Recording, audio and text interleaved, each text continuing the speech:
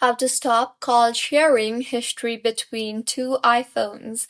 Hello everyone, I am Vishaka and welcome to our channel. Now, let's get right into the tutorial. Firstly, go ahead and launch the settings application on your device and tap on your Apple ID on top of your screen and further navigate to the iCloud option and tap on that. And then tap on the Drive option. And further, go ahead and toggle off the Sync This iPhone toggle button.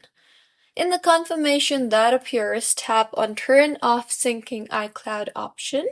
Next, go back to iCloud settings and tap on the See All option you see there, and then scroll down and toggle off the Contacts option. In the confirmation that appears, choose if you want to keep the existing data or delete the existing data. And lastly, go back to settings and tap on General and then on AirPlay and Continuity. Further, go ahead and toggle off the Handoff toggle button, as handoff lets you start something on one device and instantly pick it up on the other devices using your iCloud account. The app you need appears in the app switcher and in the dock on a Mac, so go ahead and toggle off the hand off. And this is how you can stop sharing call history between two iPhones.